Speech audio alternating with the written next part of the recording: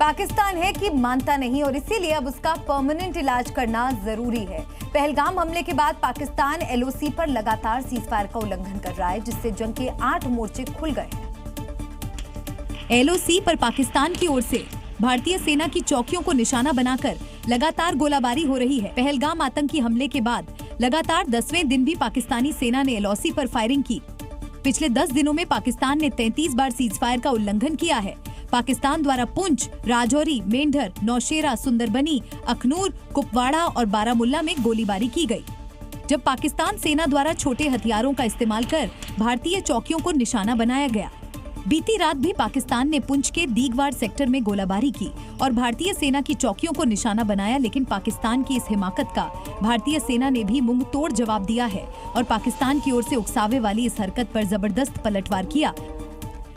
पहलगाम में हुए आतंकी हमले के बाद कश्मीरी हिंदू डरे हुए हैं और 1990 के दौर में हुए नरसंहार की यादें ताजा हो गई हैं। इसलिए कश्मीर से हिंदू पलायन के लिए मजबूर हैं। क्योंकि पहलगाम की वैष्णव घाटी में जब हिंदुओं को धर्म पूछकर मारा गया तो 1990 में हुआ हिंदुओं का नरसंहार आंखों के सामने आ गया। पहलगाम अटैक के बाद कश्मीर के मटन में बचे इक्का दुक्का हिंदुओं में दहशत है और भारी सुरक्षा के बीच भी डरे सहमे हिंदू अब ऐसे हालात में रहने को मजबूर हैं। 27-28 हमारे हिंदू भाई मारे गए, तो ये तो दिल में एक ठेस है ही। ये हमारे लिए बहुत खतरनाक सानिया है।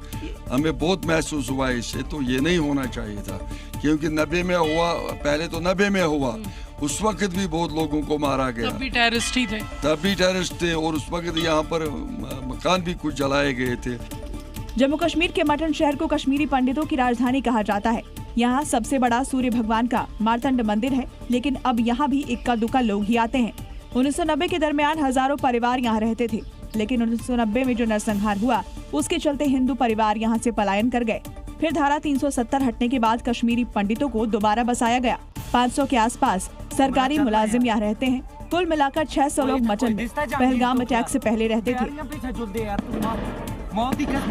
लेकिन पहलगाम आतंकी घटना से डरे सहमे कश्मीरी पंडित फिर भाग गए और अब महज यहाँ 30 से 40 हिंदू ही बचे हैं, जो डर और दहशत के साए में जी रहे हैं।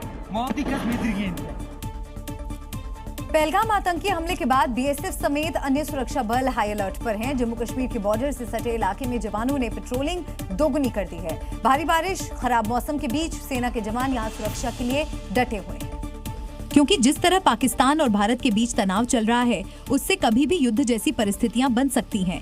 इसीलिए ये जवान नियंत्रण रेखा के पास अलर्ट पर हैं। यानी अगर किसी ने भारत की तरफ आंख उठाने की कोशिश की, ये जवान उसे जहन्नुम में पहुंचा देंगे।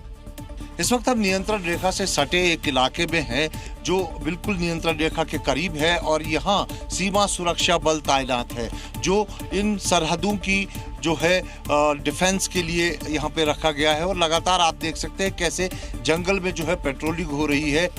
बीएसएफ के ये जवान घने जंगल में लगातार गश्त कर रहे हैं, ताकि कोई फिर आतंकी भारत में घुसपैठ की कोशिश न कर सके। इन घने जंगलों में आप देखिए मौसम कितना कठोर है, बारिश हो रही है, लेकिन ये जवान जो है देश के लिए यहाँ डटे हुए हैं।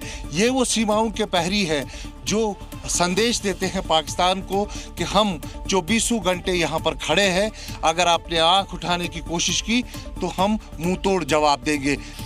नियंत्रण रेखा से सटे जो इलाके हैं, यहाँ हर पल मौसम बदलता रहता है। कभी तेज बारिश के साथ ओले गिरने लगते हैं तो कभी बर्फबारी, लेकिन मौसम परवाह किए बिना ये जवान लगातार डटे रहते हैं।